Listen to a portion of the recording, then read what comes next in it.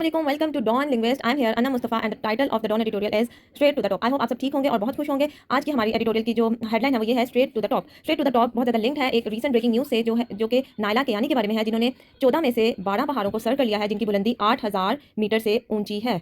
ये एडिटोरियल बहुत ही ज़्यादा छोटा है, लेकिन इसमें जनरल नॉलेज बहुत ज़्यादा है और मेटाफोरिकल रिजेंबलेंस सिग्निफिकेंस बहुत ज़्यादा है। इसमें हम देखेंगे कि नायला कियानी ने कौन कौन से पहाड़ों को सर कर लिया है और वो कौन से दो हैं जो रह गए हैं, और उनमें उनकी लाइफस्टाइल में, उनके लाइफ हिस्ट्री में कौन से ऐसे पहाड़ हैं जो सबसे पहले उन्होंने सर किया, और इसके अलावा क्या ये पाकिस्तान की पहली खातून हैं जिन्होंने सबसे बुलंद तरीन पहाड़ जो कि माउंट एवरेस्ट और केटू भी है उनको सर किया। क्या ये पाकिस्तान की वो पहली खातून हैं या नहीं?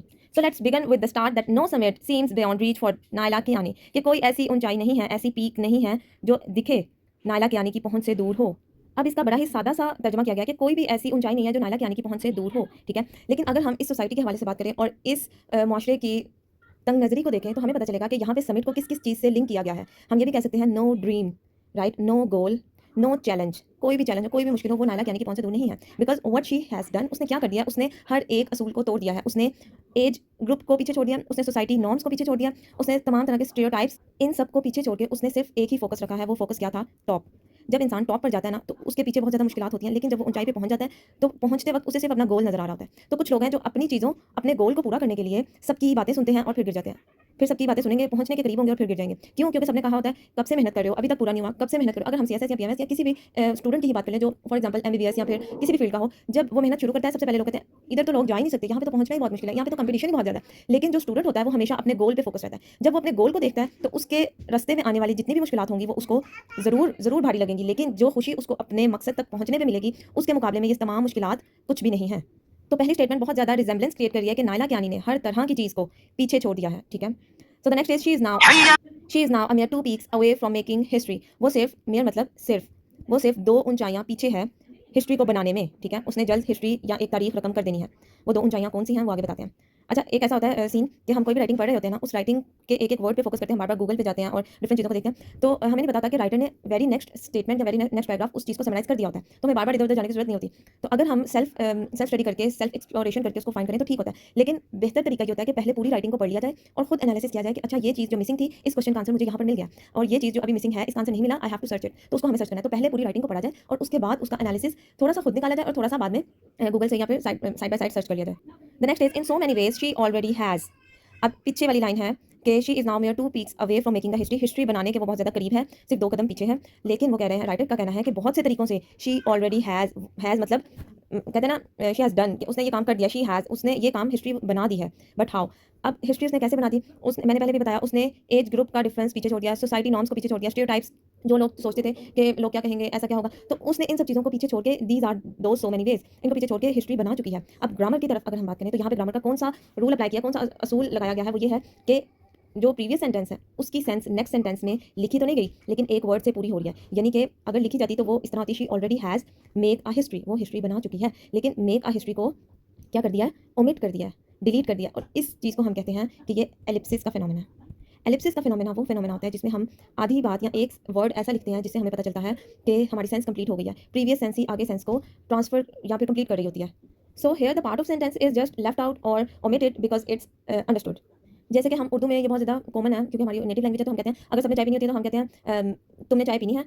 फॉर एग्जाम्पल अगर आप अपनी वालदा से पूछते हैं आपने चाय पीनी है, तो साथ छोटी बहन वो फ़ौरन बोलेगी मैंने भी। तो मैंने भी, इट मीन्स कि मैंने भी चाय पीनी है। तो चाय पीनी है जो सेंटेंस है वो डिलीट कर दिया गया, वो ओमिट कर दिया। तो इस फ्रेज से ही पता चल गया कि मैंने भी चाय पीनी है अंडरस्टूड है। तो ये फिनोमेना एलिप्सिस का होता है, ठीक है। इन terms of essence, Naila is Pakistan leading women mountaineer. वो कह रहे हैं, अगर हम स्पेसिफिकली बात करें एसेंस के हवाले से, एसेंस मतलब ऊंचाई या चढ़ाई, चढ़ाई के हवाले से बात करें तो नायला वो खातून है जो कि पाकिस्तान की अव्वलीन ख़वातीन में से हैं और वो पहाड़ सर करने वालों में शामिल है। तो Pakistan leading women mountaineer is known as Naila Kiani in terms of specifically essence. अब यहाँ पे एसेंस का हम मतलब देखते हैं। एसेंस जो लफ्ज़ है वो इस्तेमाल हुआ है एज अ नाउन। अब ऊंचाई को हम ये भी कह सकते हैं ना क्लाइंब। अब क्लाइंब जो वर्ड है वो वर्ब है और एसेंस जो है वो नाउन है। अब इसमें डिफरेंस क्या है कि हम बहुत ज़्यादा कंफ्यूज होते हैं कि भाई एक ही लफ्ज़ है मतलब, लेकिन इसके इंग्लिश में 2-3 मीनिंग्स हैं। तो हमें इस चीज़ को अंडरस्टैंड करना चाहिए कि वो पार्ट्स ऑफ स्पीच में उसका क्या किरदार है। तो क्लाइंब हम इस्तेमाल करते हैं जब हम कहेंगे मैंने चढ़ना है, ठीक है, मैंने पहाड़ पर चढ़ना है, I want to climb on the tree, oh sorry on the mountain. तो वो चढ़ने की एक वर्ब यानी कि वो एक्शन को डिनोट कर रहा है। एसेंट कहते हैं चढ़ाई, ठीक है, इसमें कोई काम नहीं हो रहा, इसमें सिर्फ बात हो रही है कि ये चढ़ाई की बात है। अगर हम यहाँ पे लफ्ज़ इस्तेमाल करते हैं in terms of climb, Naila is Pakistan leading women mountaineer. तो इन टर्म्स ऑफ क्लाइंब वो सेंस नहीं देता कि चढ़ने में नायला लीडिंग वुमेन है। No, this is not making a sense. तो हमें यहाँ पर नाउन को यूज़ करना था इन टर्म्स ऑफ एसेंस। अगर आपको अभी इसकी समझ नहीं आ रही तो मैं एक बड़ी ही उर्दू की कॉमन एग्जाम्पल देती हूँ। मिसाल के तौर पे हम उर्दू में कहते हैं कि मैं बात कर रही हूँ, बात कर रही हूँ। और दूसरा जुमला होता है मेरी बात के दौरान अम्मी ने बुला लिया, ठीक है।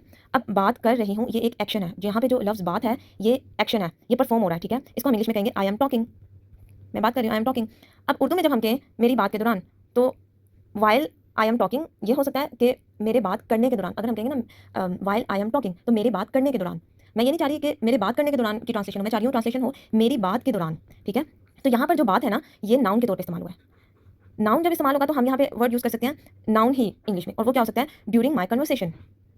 अब कन्वर्सेशन का जब लफ्ज़ इस्तेमाल होगा तो फोकस किस चीज़ पर है, the thing that is being spoken, के फोकस इस बात पर आ रहा है कि ये जो एक्शन पे फोकस नहीं है, फोकस इस चीज़ पर है कि वो क्या काम हो रहा है, like what is the thing. तो हमें कन्वर्सेशन को फोकस करना है, राइट। और अगर हम कहें कि बात कर रही हूँ तो हमारा फोकस किस चीज़ पर है, उस एक्शन पर। तो इसी तरह बहुत ज़्यादा और वो वाले भी अल्फाज होते हैं जिसमें नाउन और वर्ब सेम ही वर्ड से मिलते हैं। जैसे कि एक जैसे अल्फाज होते हैं, जैसे कि मैं कहूँ मेरी तैयारी पूरी हो गई है, मेरी तैयारी पूरी हो गई है, यानी कि मैं वो बता रही हूँ कि आई एम डन, तैयारी पूरी हो गया, like my preparation is complete. तो ये प्रिपरेशन आ गया। और अगर मैं कहूँ मैं तैयारी कर रही हूँ, तो ये एक एक्शन परफॉर्म हो रहा है, तो आई एम प्रिपेयरिंग, ठीक है। मैं प्रिपेयरिंग, मैं किसकी तैयारी कर रही हूँ, मैं अपने इम्तिहानात की तैयारी कर रही हूँ। तो उस वक्त हमारा जो फोकस होता है वो एक कंटिन्यूअस एक्शन पे होता है। और जब हम बोलते हैं उसको एज अ नाउन तैयारी हम बोलते हैं, तो हमें पता चलता है कि वो एक परमानेंट चीज़ है। तो एक जो इसमें बहुत ज़्यादा इंपॉर्टेंट फैक्टर है वो ये है कि noun always used when there is a permanency in it. Permanent actions के लिए नाउन इस्तेमाल होता है, और वर्ब टेम्परेरी एक्शंस के लिए इस्तेमाल होता है कि टेम्परेरी कोई चीज़ हो रही है, एक्शन परफॉर्म हो रहा है और वो एक्शन एक बार खत्म हो जाएगा, ठीक है। So this is the difference. I hope आपको समझ आ गई होगी। If there is any misunderstanding you can ask. तो अब से आप जब भी गूगल से कोई भी वर्ड मीनिंग देखेंगे तो आपने उसको ये जरूर आइडेंटिफाई करना है कि क्या वो वर्ड एज अ नाउन इस्तेमाल हो रहा है या एज अ वर्ब इस्तेमाल हो रहा है। आप उसको अपनी राइटिंग में नाउन के तौर पर इस्तेमाल करेंगे या वर्ब के तौर पर इस्तेमाल करेंगे, ठीक है। So the next is her summit of Kanchenjunga, the world's third highest mountain, last week means she has now scaled 12 of the world's 14 peaks over 8,000 metre, ठीक है। वो कह रहे हैं कि हर समिट उसकी जो ऊंचाई है, उसने जो पहाड़ सर किया उसका नाम है कैंचनजंगा। और ये कोमा है यहाँ पर, ये पहाड़ the world's third highest mountain, पूरी दुनिया का तीसरा बुलंद तरीन पहाड़ है, ठीक है। ये इस माउंटेन की डिस्क्रिप्शन है, दोनों कोमास के दरमियान।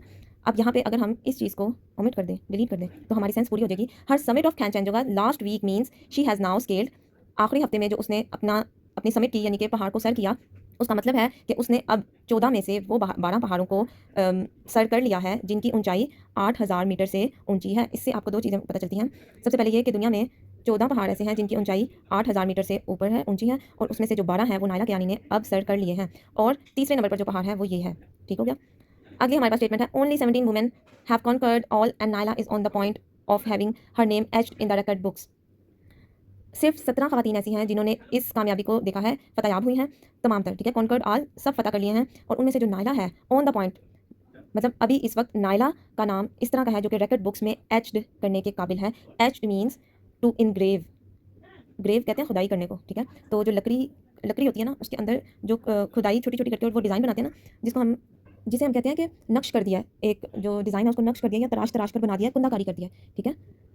तो एच्ड का मतलब ये होता है कि उसके अंदर रिकॉर्ड बुक्स के अंदर इस नाम को एच्ड कर देना, मतलब उस कागज़ के अंदर इस तरह उसको फ्रेम कर देना कि वो वहाँ से मिट नहीं सकेगा, ख़त्म नहीं हो सकेगा। क्यों? क्योंकि ये एक तो पाकिस्तान की पहली लीडिंग वुमेन है, तो इनका नाम हमेशा याद रखा जाएगा। अब रिकॉर्ड बुक्स के बारे में अगर मैं बात करूँ तो हमें पता चलेगा ये लफ्ज़ जो है रिकॉर्ड, इसको हम रिकॉर्ड भी पढ़ते हैं और रिकॉर्ड भी पढ़ते हैं। अब ये जब हम इसको इस तरह पढ़ते हैं रिकॉर्ड, ठीक है, तो ये एज अ वर्ब इस्तेमाल होता है कि रिकॉर्ड करना, या आई एम रिकॉर्डिंग, मैं रिकॉर्ड कर रही हूँ। और जब हम इसे किसी और एक्सेंट में प्रोनाउंस करते हैं जो कि है रिकॉर्ड, रिकॉर्ड, जब इसके ऊपर स्ट्रेस आता है तो हम कहते हैं it is a record, like ये एक नाउन की तरह एक्ट करता है। तो यहाँ पर उन्होंने कहा है कि ये रिकॉर्ड बुक्स में है, तो ये एज अ नाउन इस्तेमाल हो रहा है क्योंकि बुक्स के साथ ये रिकॉर्ड बुक्स में। और अगर हम इसको एज अ वर्ब इस्तेमाल करें तो हमारा स्ट्रेस कोड पे होता है, तो हम इसे बोलते हैं रिकॉर्ड और इसे बोलते हैं रिकॉर्ड या रिकॉर्ड। तो ये मेरा इट्स माय रिकॉर्ड और I am just recording, I have recorded, right. आगे वो कह रहे हैं कि but that is not all, ये सब कुछ सिर्फ इतना ही नहीं है कि उनका एक रिकॉर्ड बन जाएगा और बस उन्होंने पहाड़ों को सर्च कर लिया और वो माउंटेनियर्स हैं, बस बात खत्म। This is not at all, इसके अलावा और भी बहुत कुछ है। What is that? Naila has broken stereotypes and barriers for women mountaineers in the country. Naila ने उन तमाम खदशात को,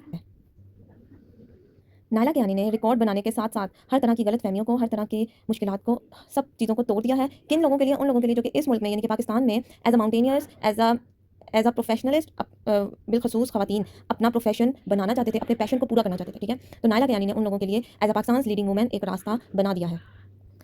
as a mother of two, दो बच्चों की माँ के तौर पर she has shown incredible grit to go for and beyond. Grit का मतलब होता है strong will power, inner strength, ठीक है। फार एंड बियॉन्ड, फार का मतलब होता है बहुत ज़्यादा दूर, और बियॉन्ड उस दूर से भी हटकर, यानी कि टू पास द लिमिट्स। फार का मतलब है दूर जाना, यानी कि एक लिमिट होना, और beyond that far, beyond that limit, कि अपनी हदों को पार कर जाना, ठीक है। उसने दो बच्चों की माँ होते हुए एक ऐसी मिसाल कायम की है, और ऐसी विल पावर, इनर स्ट्रेंथ के साथ इस तरह उसने इस चीज़ के साथ लड़ी है कि उसने हर तरह की हदों को पार कर दिया है। अब इस लाइन को दोबारा पढ़ते हैं। As a mother of two she has shown incredible grit, उसने दिखाया है बहुत ज़्यादा ग्रिट, टू गो जाने के लिए, फार एंड बियॉन्ड हदों को पार करने के लिए उसने बहुत ज़्यादा हौसला दिखाया है। She started her mountaineering career in 2021, उसने अपना करियर शुरू किया कब, 2021 में, at a more advanced age than her counterparts. Advanced age मतलब बाद में, बहुत ज़्यादा बाद में, उन लोगों के मुकाबले में जो कि काउंटर पार्ट्स हैं, जो कि इनके हम पेशावर हैं, इसी पेशे में रहने वाले वो लोग जो कि कोहे पेमा, लाइक माउंटेनियर को हम कहते हैं कोहे पेमा, के पहाड़ को सर करने वाला, जो कि कोहे पेमा के पेशे से ताल्लुक़ रखते हैं। उनकी उम्र हो सकती है कि उन्होंने शुरू किया हो अपना 18 साल की उम्र में, 20 साल की उम्र में, या वो यंग हों, उनकी एज इतनी ज़्यादा नहीं है, उनके बच्चे नहीं हैं, उनकी शादियाँ नहीं हुई, चाहे वो मेल हो या फीमेल हो, मेल के लिए थोड़ी आसानी है क्योंकि उन्होंने कोई ना कोई तो प्रोफेशन चूज़ करना ही होता है। But they man are also appreciable, कि उनको भी अप्रिशिएट करना चाहिए। But as a woman, as a mother of two, and in such a short time span, कि बहुत देर से शुरू किया, बहुत एडवांस एज में उन्होंने शुरू किया, और बहुत जल्दी उसको मुकम्मल कर लिया कि उन्होंने 12 पहाड़ों को सर कर लिया है। तो इस चीज़ पे उनकी बहुत ज़्यादा हौसला अफजाई बनती है। Instead of setting easier targets, बजाय इसके कि वो आसान अपने टारगेट्स रखें, आसान मकसद रखें, एट द स्टार्ट, शुरू में, of her climbing journey, she aim for very top. ऐसा नहीं है कि शुरू में उन्होंने जब अपना टारगेट सेलेक्ट करना था, उन्होंने कहा कि पहले मैं छोटे-छोटे पहाड़ कर लूँ और फिर मैं 8000ers की तरफ जाऊँगी। इनको 8000ers कहते हैं। लेकिन नहीं, उन्होंने शुरू में छोटी चीज़ों से शुरू नहीं किया। उन्होंने शुरू ही बहुत बड़ी चीज़ों से किया। जैसे कि अगर हम देखें कि उनके जो 2 पहाड़ रह चुके हैं, वो K2 और माउंट एवरेस्ट नहीं है, जबकि वो बुलंद तरीन पहाड़ हैं। तो उनके वो 2 पहाड़ कोई और हैं। तो उन्होंने सबसे पहले इन दोनों को सर किया, इन 2 पहाड़ों को की तरफ गई, जो कि बहुत ज़्यादा मुश्किल टारगेट था, और उसके बाद अब जो रिमेनिंग है उनकी तरफ जा रही है। तो ये एक बहुत बड़ा लेसन है कि जब भी आपने अपने गोल की तरफ जाना है, तो ये नहीं करना कि ये आसान चीज़ है, ये हो जाए, ये हो जाए, ये हो जाए। You have to keep an eye on the very difficult step. आपने अपने मोस्ट डिफिकल्ट स्टेप पे अपनी पूरी नज़र रखनी है, और उसको अचीव करने के लिए जो मुश्किल कदम हैं, उनको कोशिश करनी है कि उनको जल्द से जल्द पूरा कर लिया जाए। अब ये अगर हम इसको इंट्रोडक्टरी पैराग्राफ लें, तो इन जुमलों में हमें बहुत ज़्यादा चीज़ें पता चल गई हैं, जो कि एक समरी क्रिएट कर रही हैं। उसमें क्या है, नायला कियानी वो खातून है जिन्होंने ये किया, उन्होंने पाकिस्तान की हिस्ट्री बना दी, उस पहाड़ का नाम आ गया। इसके अलावा पता चल गया टोटल 14 पहाड़ है, 12 हो गए हैं पूरे, वो 8000 है। टोटल खवातीन जो हिस्ट्री की बातें हैं वो 17 खवातीन हैं, इनका नाम 18 नंबर पे आएगा। और इसके अलावा स्टेरियोटाइप्स को भी उन्होंने खत्म कर दिया है, बैरियर्स को भी खत्म कर दिया, यानी कि सोसाइटी का इंपैक्ट भी, मेटाफोरिकल जो मीनिंग्स हैं इंट्रोडक्टरी पैराग्राफ में, वो भी हमने बता देना है कि हम इस चीज़ को, इस पर्सनैलिटी को, इस शख्सियत को किस चीज़ के साथ लिंक कर रहे हैं। उसके अलावा ये भी बता दिया 2021 में शुरू किया था ये करियर, और ये एडवांस एज है। और कंक्लूडिंग स्टेटमेंट भी हमने दे दी, बड़ी अच्छी सी हमने, नई राइटर ने दे दी, बहुत अच्छी सी, कि हमें सिर्फ ये नहीं कि आसान तरीके या आसान रास्ते हम चुनें, हमें मुश्किल कदम की तरफ भी जाना चाहिए। तो आपका भी इंट्रोडक्टरी पैराग्राफ कुछ ऐसा ही होना चाहिए, जिसमें आप हर तरह से अपने ऐसे को या अपने क्वेश्चन के आंसर को एक्सप्लेन कर दो कि हम अपने इस चीज़ को, अपने इस आंसर को किस चीज़ से रिलेट कर रहे हैं, उसके हिडन मीनिंग्स कहाँ पे जाते हैं, और उसके विजुअल मीनिंग्स, इनको हम बोलते हैं इम्प्लिसिट मीनिंग और एक्सप्लिसिट मीनिंग। एक्सप्लिसिट मतलब जो बाहर की तरफ है, जो हमें मतलब इस लाइन का जो नजर आ रहा है, और इम्प्लिसिट मतलब जो अंदर की तरफ है, जो कि हिडन मीनिंग है, हमें पता नहीं चल रहा, लेकिन वो मतलब अंदर छुपा हुआ है। तो इस राइटिंग का एक्सप्लिसिट मीनिंग क्या है, आउटर मीनिंग क्या है, कि Naila Kiani is a great personality, उसने बहुत ज़्यादा अचीवमेंट किया है। लेकिन इनर मीनिंग क्या है, कि उसने सोसाइटी नॉर्म्स को बहुत अच्छा जवाब दिया है। उसने बड़े अच्छी तरह ना सिर्फ पहाड़ों की बुलंदी पर पहुंची है, बल्कि मुआशरे की हर तरह की मुश्किलात को खत्म करके वो उसकी भी बुलंद तरीन मिसाल पर पहुंच चुकी हैं। आगे है, upon scaling Kanchenjunga she said it was a message to Pakistan women to realise their strength. इस पहाड़ को पाने के बाद, सर करने के बाद, उन्होंने कहा कि ये एक बहुत पैगाम है पाकिस्तान की खवातीन के लिए कि वो अपनी ताकत को पहचानें, कि वो क्या कर सकती हैं। Naila has previously said, Naila ने पहले भी कहा, she had to face questions from society, उनको मुआशरे से बहुत ज़्यादा सवालों का सामना करना पड़ा, ठीक है। Over pursuing mountaineering full time, किस चीज़ के बारे में सवालों का सामना करना पड़ा, over his career, over pursuing mountaineering full time का मतलब एक पार्ट टाइम जॉब है और एक फुल टाइम। तो उन्होंने फुल टाइम अपना फोकस किस चीज़ पर रखा, अपने इस पैशन पे, कि ये उनको पूरा करना ही करना है। और इस चीज़ में उन्होंने बहुत ज़्यादा सवालों का सामना किया। वो सवाल कैसे हो सकते हैं, वो ऐसे हो सकते हैं कि इसमें क्या करियर है, लाइक पहाड़ों को सर करना, इस चीज़ का क्या फ़ायदा होगा, ये औरतों का काम ही नहीं है, माँ बनने के बाद ऐसे काम कौन करता है, अब आप माँ हो, अब आप बच्चों की जिम्मेदारी संभालो, अब यही होता है, और अकेले सफ़र करना जायज़ नहीं है। लाइक इस्लामिक, रिलीजियस और सोशल नॉर्म्स को देखकर बहुत ज़्यादा लोग आपको गिराने की कोशिश करते हैं, टांगे खींचने की कोशिश करते हैं, but you have to focus on your goal. अब हम ओवर का वर्ड अगर देखें, तो इसको हम इस तरह भी यूज़ कर सकते हैं, अबाउट या ड्यू टू। तो अगर यहाँ पे लिखा जाता Naila has to face questions from society because of pursuing mountaineering full time, तो वो भी सेंस ठीक थी। लेकिन अगर हमने लिख दिया ओवर, यानी कि इस चीज़ के ऊपर उसको सवालों का सामना करना पड़ा, तो ये एक ज़्यादा फॉर्मल और प्रोफेशनल लगता है राइटिंग में। विद ईच सक्सेसफुल एसेंट, हर एक कामयाब ऊंचाई पर पहुंचने के साथ यानी कि 12 ऊंचाइयों को सर करने के साथ साथ हर एक पे she has given an emphatic answer being a shining example for women empowerment in the country.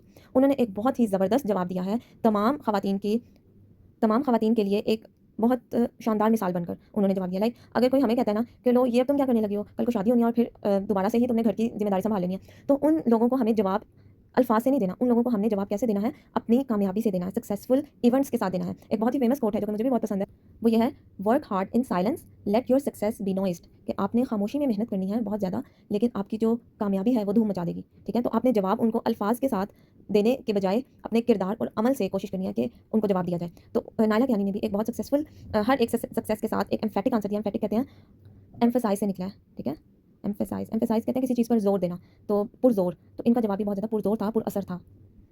किस तौर पे यहाँ पे एम डैश का इस्तेमाल हुआ है जो कि एक्सप्लेन कर रहा है इसी बात को, कैसे जवाब दिया, being a shining example for women empowerment in the country. ठीक है, अब वुमेन एम्पावरमेंट क्या होती है, आप सबको पता है कि खवातीन को आज़ादी देना इस हवाले से कि वो अपना डिसीजन खुद ले सकें, उनको कॉन्फिडेंट फील करवाना। लाइक अगर हम एक ही फैमिली में रहते हैं और आप एज अ ब्रदर अपनी सिस्टर को कॉन्फिडेंट फील करवाते हो कि you can pass that exam, तुम कर सकती हो, तो वो एक एग्जाम्पल होगी वुमेन एम्पावरमेंट की, जो कि आप उनको एम्पावर कर रहे हो, उनके अंदर हौसला बना रहे हो। तो जब अगर जनरल नॉलेज या फिर किसी भी सब्जेक्ट में वुमेन एम्पावरमेंट के हवाले से कोई भी क्वेश्चन आता है, उसमें आपको रीसेंट एग्जाम्पल कोई कोट करनी पड़े, तो आप नायला कियानी की एग्जाम्पल को जरूर कोट करें। ठीक है, अकॉर्डिंग टू हर, उसके मुताबिक, the her journey has just started and it is a mission that goes beyond scaling the world's highest peaks. उनके मुताबिक उन्होंने अपना करियर अभी सिर्फ शुरू किया है और उनका जो मिशन है वो कहाँ जाता है, beyond the scaling of world's highest peaks. यानी उनका मिशन ये नहीं है कि उन्होंने सिर्फ पहाड़ों की बुलंदी तक पहुँचना है दुनिया की, बल्कि इससे बहुत आगे है।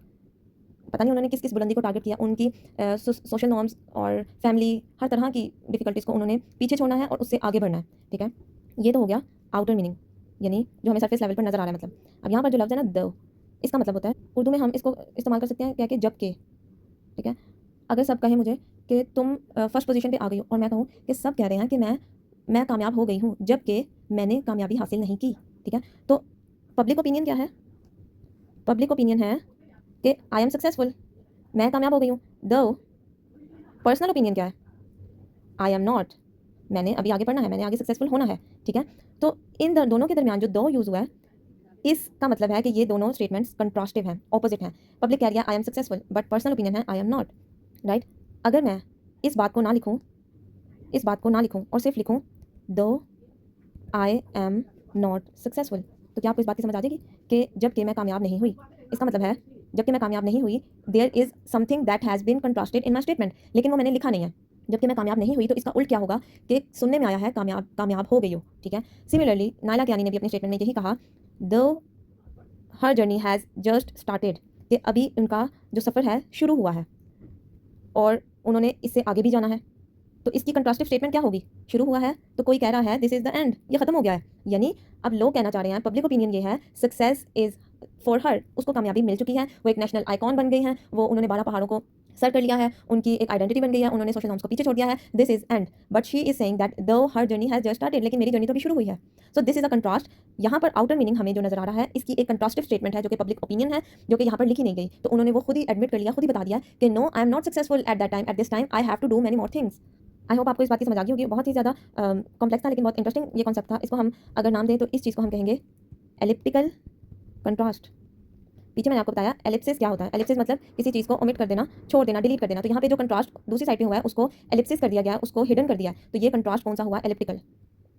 साइड पे जो कमेंट्स हैं उसमें सारी ये डिटेल्स लिखी हुई हैं। सो this is that public opinion है, शी हैज़ ऑलरेडी सक्सीडेड, वो सक्सीड हो चुकी है, but what she beliefs this is just the beginning, ये अभी से शुरू हुआ है मेरा काम। So Naila has been made the Goodwill Ambassador for Girls Education by the Federal Education Minister and is aiding the cause for women's empowerment through sports in the country. Naila को क्या बना दिया गया है, गुडविल एम्बेसडर, यानी एक बहुत ज़्यादा पर्सनैलिटी के तौर पर कंसीडर किया गया है, रोल मॉडल बना दिया गया है, एक पब्लिक फिगर, एक अहम शख्सियत है उन लोगों के लिए, उन खवातीन, उन लड़कियों के लिए जो कि पढ़ाई की तरफ तवज्जो दे रही हैं। लाइक उनके लिए गुडविल एम्बेसडर बनाया है by the federal educational minister, like उनको एक टाइटल दे दिया गया। और women empowerment through sports in a country, उसके लिए भी उनको एक रोल मॉडल कंसीडर किया गया है। Her daring feats have also earned her the Sitara Imtiaz, उनके बहुत हौसले वाले कदम, फीट्स कदम, डेयरिंग जो बहुत ज़्यादा डेयर करते हों, जिसमें बहुत ज़्यादा हौसला हो, उनके इन कदमों ने क्या कमा लिया है, हैव अर्नड सितारा इम्तियाज़, एक टाइटल अर्न कर लिया है जिसे सितारा इम्तियाज़ कहते हैं। और वो टाइटल कैसा है, ये एम डैश उन्होंने लगाया और इस टाइटल को एक्सप्लेन किया, one of the country's highest civilian accolades, यानी कि मुल्क के वो लोग जिनको किसी भी इनाम से या तोहफे से या अवार्ड से, एजाज़ से नवाजना हो, तो वो सितारा इम्तियाज़ दिया जाता है, उनको एक्कोलेड्स कहते हैं, ऑनर या फिर अवार्ड जिसको उर्दू में कहते हैं एजाज़ दिया है, तो ये मुल्क का बुलंद तरीन एजाज़ है, बहुत ज़्यादा हाईएस्ट लेवल पे है। तो नायला कियानी को कौन सा एजाज़ मिला है? सितारा इम्तियाज़, ये आपने याद रखना है, आपका एमसीक्यूज़ आ सकता है। Naila has been trailblazer for women mountaineers in the country. Trailblazer कहते हैं कि वो मुल्क की तमाम ख़वातीन के लिए एक ट्रेल ब्लेजर बन चुकी हैं। So what is trail blazer? Trail कहते हैं किसी पगडंडी को, अगर साइडों पे झाड़ियाँ और एक पगडंडी है उसके ऊपर चल, उस पगडंडी को कहते हैं ट्रेल, ठीक है। ब्लेजर कहते हैं आग, आग का शोला, फ्लेम, ठीक है। अगर इधर आग हो तो लोग इसकी तरफ आएंगे, यहाँ पे बहुत ज़्यादा झाड़ियाँ, ये रास्ता है पगडंडी है, यहाँ पे बहुत ज़्यादा झाड़ियाँ, और अगर इस जगह पर आग हो तो लोग यहाँ से चलते हुए इस आग की तरफ आएंगे, ठीक है। और एक शख्स वो क्या करता है, एक इंसान अपने हाथ में एक ले लेता है कुल्हाड़ी, ठीक है, कुल्हाड़ी लेकर, और एक हाथ में ले लेता है आग का शोला, या फिर जिससे वो आग से रास्ता देखते हैं।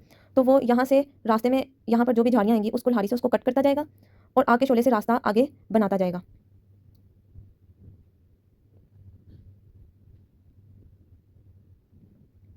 तो जो इंसान जिसके हाथ में कुल्हाड़ी है और आग का शोला है वो आगे जाकर रास्ता बनाता जाता है, एक पगडंडी बना देता है रास्ता गुजरने के लिए, और पीछे वाली आवाम उसके पीछे पीछे आती जाती है, ठीक है। तो इस शख्स को कहा जाएगा ट्रेल ब्लेजर, कि इसने एक रास्ता बना दिया, एक ट्रेंड सेट कर दिया, this he is a pioneer, ठीक है, he is the first man to do this thing. उसने एक रास्ता, एक पगडंडी बना दिया उन लोगों के लिए जो कि इस शोबे में आना चाहते हैं। तो इतनी ज़्यादा विजुअली एनालॉजी देने का मकसद यह है कि आप इस मेटाफर को याद रखें, और कोई भी इस तरह की बात अगर आप अपने किसी ऐसे राइटिंग किसी क्वेश्चन में लिखना चाहें तो आप इसको इस्तेमाल करें, that he this person has become now a trailblazer for others and as she goes for her final two 8,000ers। वो कह रहे हैं कि वो फाइनल टू 8,000ers की तरफ जाएगी। 8,000ers मतलब जिनकी हाइट अबव 8,000 है, वो ये वाले दो हैं जो रह गए हैं, एक है धौलागिरी और दूसरा है शीशम पगमा।